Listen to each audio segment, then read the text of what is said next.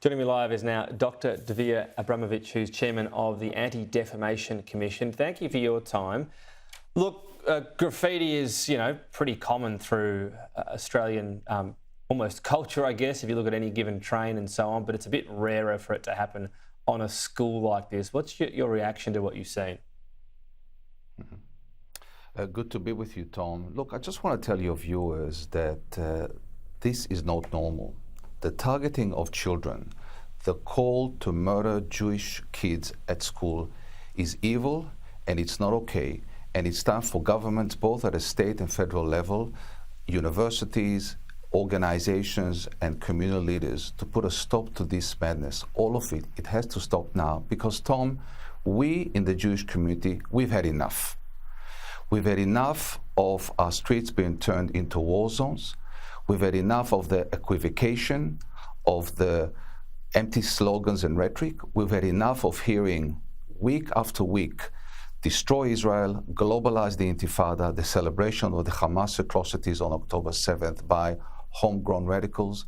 We've had enough of Jewish university students afraid to step on campus because they know they are going to be threatened and vilified and abused simply because they support Israel or because they're Jewish. We have had enough, and this has to stop now. As a former student of Mount Scopus College, but also as someone who has fought anti-Semitism for many, many years, I'm sickened by this, but I'm also not surprised. The government is again pushing or talking about the updated hate speech laws. What are the differences? Because they do exist now. They're talking about criminal penalties. Are they really used at the moment, the current ones? I don't think they're used, and I think we certainly need a review and an updating of the anti-speech laws, the anti-hatred laws. But also we need to do much more. We need to say enough is enough. We cannot allow the monster of anti-Semitism, which is spiraling out of control in this country. I've spoken to Holocaust survivors, and I know that my friend Josh Frydenberg, who has a documentary coming up, has spoken to Holocaust survivors. These are the people who've seen the worst of humanity, the worst of Nazism. And they have said to me personally, Dvir, we never thought we would see in our lifetime such an explosion of anti-Jewish hatred. So yes, dealing with the law is one thing, but when you create a normal atmosphere, when you normalize and mainstream anti-Semitism, it's not a surprise that we see this violent expression scrolled on a Jewish school. So that expression, inarguably violent, one that many Jewish people find offensive and violent in its nature, is attracting attention. I'm interested into your view as to how that could be treated under the hate speech laws, so that the phrase "from the river to the sea, Palestine will be free."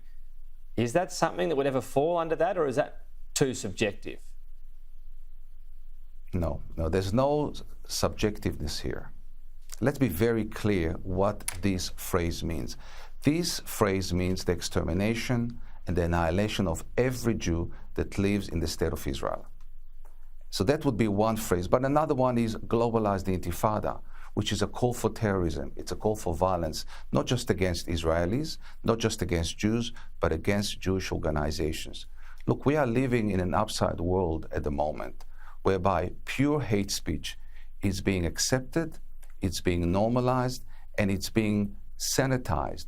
We have homegrown radicals who've hijacked our streets, who are, they're not interested in a debate. They want to burn their place down. And the Jewish community feels under siege, we feel betrayed, we feel alone. And we have had enough. It's time to push back, not just by the Jewish community, but our supposed friends and allies and champions. And for the government to stand up, to use its voice and to use its platform and to say, we will not tolerate any anti-Semitic sentiment, any anti-Zionism, and any anti-Israel behavior. Out of time, Dvir Abramovich, thanks for your time today.